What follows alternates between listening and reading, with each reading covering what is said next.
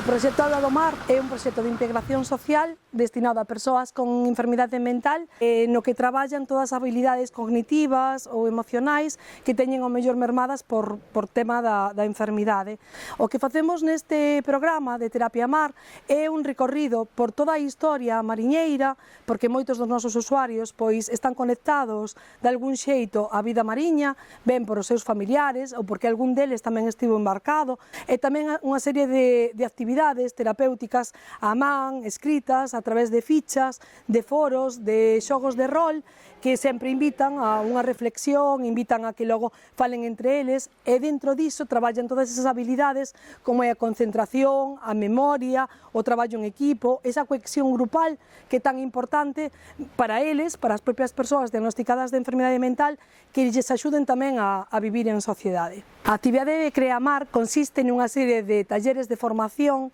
todo feito artesanalmente, é dicir, dende o cortado das tapas, a pintura á man, todo moi terapéutico para que estén en contacto ca natureza, co mar e ao mesmo tempo que aprendan pois a traballalo, non? Moitos dos nosos produtos son feitos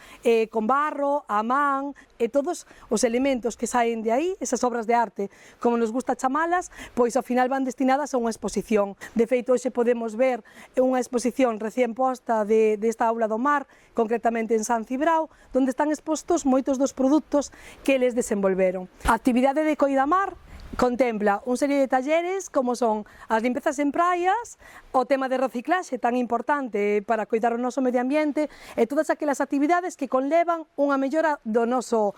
mundo. A categoría de Exploramar consiste nunha serie de actividades lúdicas onde os nosos usuarios participan en actividades de integración social a través de excursións e a través de visitas a todo o gran patrimonio costeiro que hai na Mariña Ortegal. E a categoría O Camiño e o Mar é unha categoría na que elaboramos unha obra de teatro que se titulaba así, O Camiño e o Mar, e tiña como base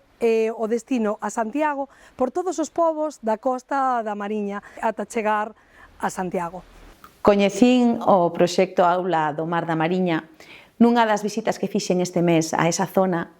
un proxecto que é pioneiro de integración social que pois pon en evidencia a importancia que ten o mar non solamente para a economía das zonas costeiras, senón que pon en evidencia a capacidade que ten o mar para conectarnos con o territorio e para conectarnos con o patrimonio material e inmaterial que o mar nos dá. Polo tanto, non me queda máis que felicitar a María José, felicitar a todo o seu equipo por esta iniciativa que desde a Consellería do Mar apoiamos, xa non solamente económicamente, senón que é unha fonte de inspiración para todos nós. Estamos seguros que tamén será unha fonte de inspiración para outros territorios e esperamos ver aulas do mar como esta por toda Galicia, porque non por toda España. Moitas grazas. O noso máis sincero agradecemento á Xunta de Galicia, que a través da Consellería do Mar e o GALP a Mariña Ortegal, xestionando os fondos europeos,